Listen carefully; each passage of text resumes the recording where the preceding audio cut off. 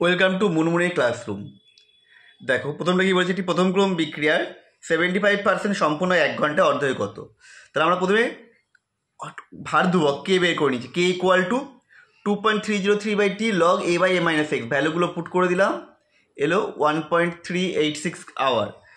এরপরে অর্ধেক টি half equal to কত হবে, 0.693/t হাফ কে, এটা বসিয়ে দিলাম, বলে 0.5 আওয়ার এসেছিল, 60 দিয়ে গুণ করলাম, 30 মিনিট হলো। ভগ্নাংশম বিক্রিয়ার উদাহরণ, গ্যাসীয় মাধ্যমে অ্যাসিটালডিহাইডের তাপীয় বিয়োজন হচ্ছে একটা ভগ্নাংশম বিক্রিয়া।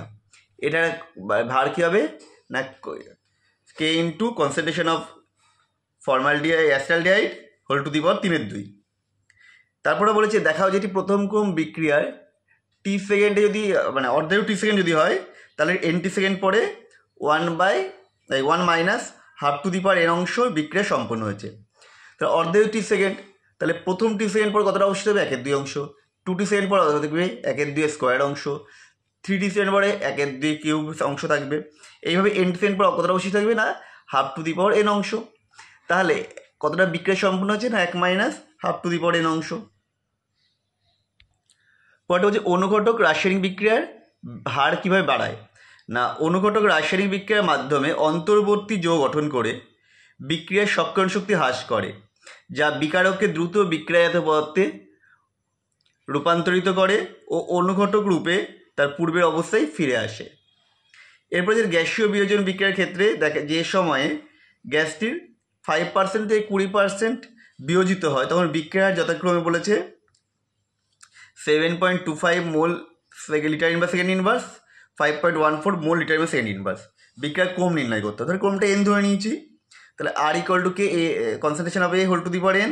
তাহলে প্রথম ক্ষেত্রে কী হবে না, 7.25 equal to k 95/100 whole to the power n, এটা 1 নম্বর ইকুয়েশন। একইভাবে দ্বিতীয় ইকুয়েশনটা বের করে নিয়েছি,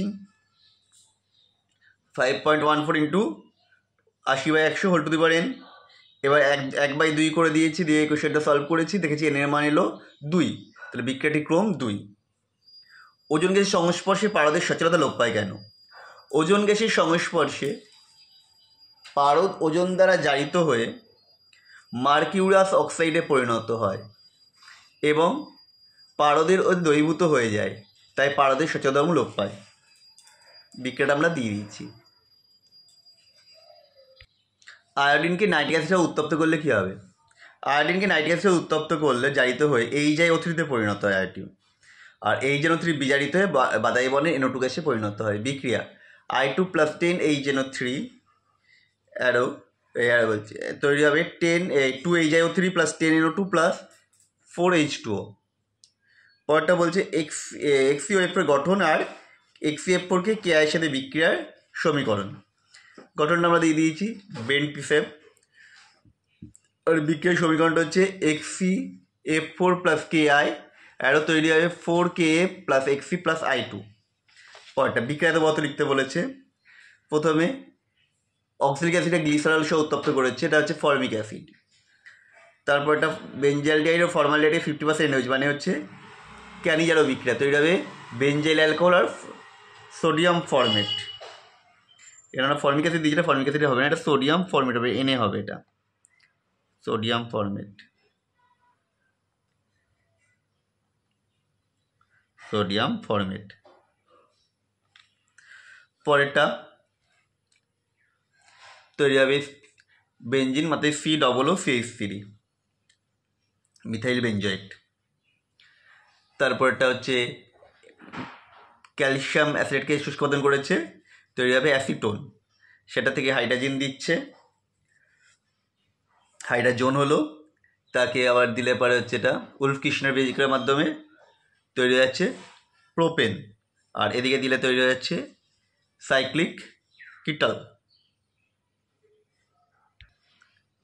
পার্থক্য করতে বলেছে ফর্মালডিহাইড অ্যাসিটালডিহাইড। আয়রফর্ম বিক্রিয়া দিলাম, অ্যাসিটালডিহাইড সারা দেবে, বেঞ্জালডিহাইড দেবে না। নিম্নলিখিত বিক্রিয়াত পদার্থ, প্রথমটা হচ্ছে অ্যাসিটোফেনন, তাকে গেলে পরে তৈরি হয়ে যাবে বেঞ্জেল অ্যালকোহল, ছিল বেঞ্জেল অ্যালকোহল হয়ে গেল। তারপরটা হবে অ্যাসিটালডিহাইড, এর সঙ্গে করলে হচ্ছে ইথাইল অ্যাসিটেট। তারপরে যে পরিবর্তন করতে,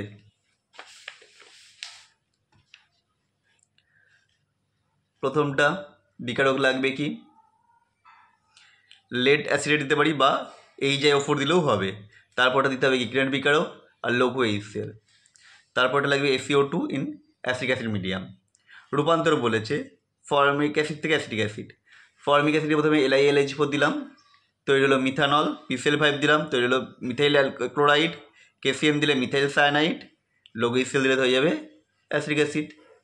তাহলে আমাদের ভিডিওটা কমপ্লিট। তোমাদের কেমন লাগলো অবশ্যই কমেন্ট করে জানাও। আবার দেখা হবে নেক্সট ভিডিওতে।